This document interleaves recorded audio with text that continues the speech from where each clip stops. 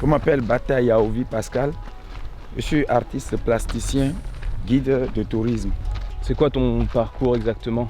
Mon parcours c'est un peu rigolo parce que j'ai été élevé dans un village, on appelle Djanglamé, dans la commune de Grand Popo. Et il n'y avait pas de collège dans mon village.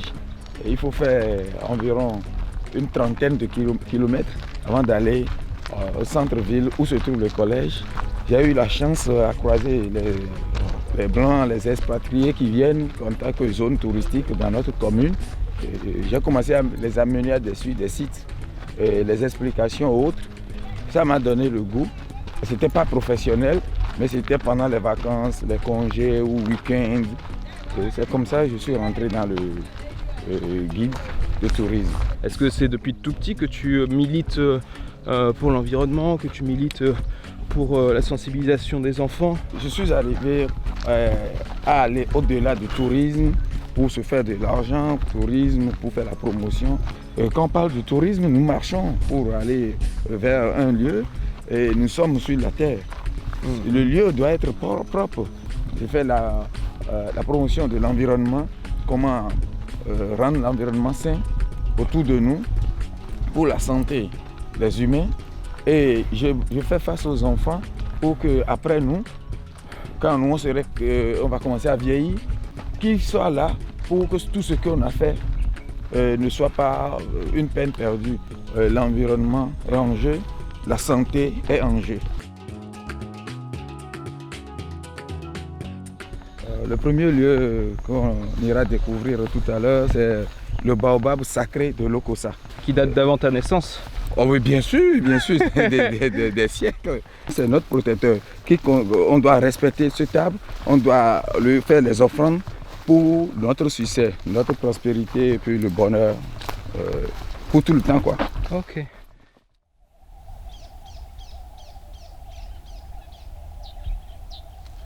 Nous sommes à la rencontre du baobab ici. Et la rencontre du baobab consiste juste à poser sa main sur le baobab, à garder son silence pour quelques minutes en se souhaitant des vœux. Et quand tu te souhaites ces vœux, tout ce que tu as souhaité, tu n'es pas tenu de dire ça à ton voisin ni à ton frère, même si vous êtes des jumeaux. Donc chacun garde ses vœux, qui restent en confidentialité avec le baobab sacré. Et tant que, lorsque les vœux plutôt seront exaucés, vous êtes tenu de faire une offrande. Même si vous êtes à des kilomètres donnés, à des milliers de kilomètres hors du continent, il y a toujours des gens que vous allez contacter pour que votre vœu qui a été exaucé, l'offrande soit faite pour votre bonheur.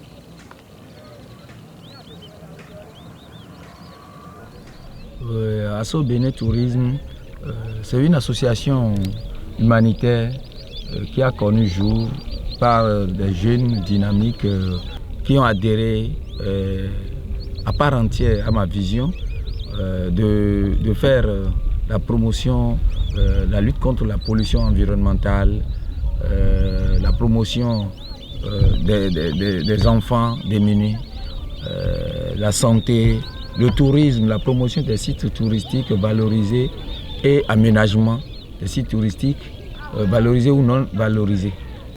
l'homme ne peut rien faire seul.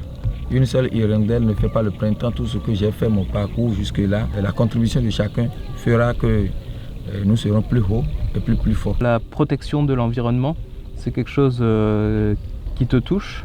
L'environnement malsain ne présente pas le bon paysage pour le tourisme.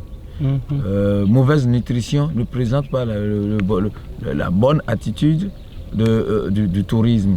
Tu as créé Asobena Tourisme pour ça, pour arriver à mixer les deux, la protection de l'environnement et en même temps le tourisme, la valorisation de ton pays et de ses beautés. C'est des choses fondamentales parce que tout à l'heure on a parlé de baobab sacré et baobab c'est un arbre.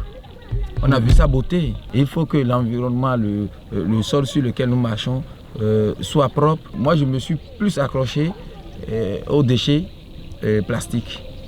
Parce que les déchets plastiques sont à la base de plusieurs maladies aujourd'hui comme le cancer. En voulant faire leur feu à charbon, ils mettent ces plastiques pour vite accélérer le feu. Les sachets qui s'envolent, le vent emporte, ça accroche aux arbres et les arbres ne respirent plus bien. Et ça tue des arbres. Les sols cultivables qui ne produisent plus rien, mais ces sols sont bien sûr riches, mais le fait d'enfouir, de jeter les plastiques partout, les plantes après posent leurs racines sur ces déchets qui ne donnent pas son fruit. Qui ne donnent pas son fruit. Nous avons l'océan, nous avons le fleuve, nous avons les lacs, nous sommes vraiment ici sur un étang. Mais les gens peuvent venir à la pêche sur cet étang, ils vont boire l'eau pure water, que nous appelons communément l'eau en sachet, ils jettent, ils appellent la porte de manger dans les sachets plastiques, ils mangent, ils jettent ça dans l'eau. Et après, les tortues confondent ça aux méduses. Les poissons confondent ça ici par rapport aux petites crevettes. Et ça tue. Tout à l'heure, on a vu un poisson mort dans l'eau là. Donc, c'est nous-mêmes qui produisons les déchets et c'est nous qui détruisons notre propre environnement.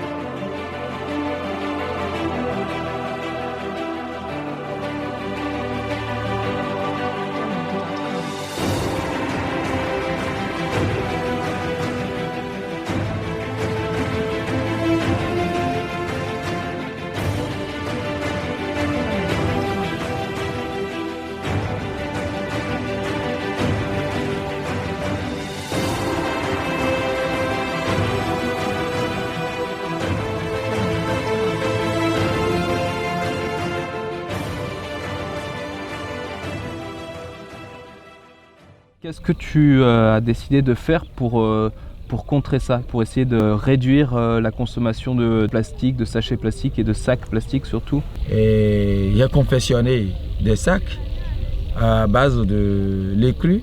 C'est déjà le tissu sorti de l'usine qui n'a pas été touché, la matière première, c'est le coton béninois qui est transformé. Et là, ça consistera à faire une sensibilisation. Chaque collège, on les sensibilise au bout de 10 minutes au mas. Les responsables de chaque classe ont droit, chacun un sac. Et on finit, les revendeuses de la bouffe du collège, on va leur donner aussi un sac. Et puis les professeurs présents, un sac. Là, le collège est sensibilisé. On va faire ça dans les marchés, sensibiliser les bonnes dames. Il faut nécessairement qu'on leur distribue quelque chose pour les motiver. Le but, c'est que cette habitude revienne. Nos parents avant, ils ont des foulards, ils ont des sacs, ils ont des glottes fabriquées à base de matières végétales. L'habitude est perdue au détriment des sachets. Changer les choses au niveau des consciences, est-ce que ça te rend heureux? Oui, ça me rend heureux parce que ce qui rend heureux, c'est la paix du cœur. Si moi j'arrive déjà à convaincre des gens et les populations sont conscientes de leur propre sort, je suis très heureux de dire que moi j'ai pu changer ça. Il faut être radicaliste, positif, changer quelque chose. Même si tu es un fou, ta folie peut déjà apporter un de plus pour ta communauté, ton environnement, ton milieu, ton entourage. On ne peut pas changer les gens comme on renverse la mer renverse les vagues. Mais c'est un travail et il faut avoir l'amour, la passion de faire ça et pouvoir espérer les résultats. Et moi, je suis sûr que j'aurai des résultats.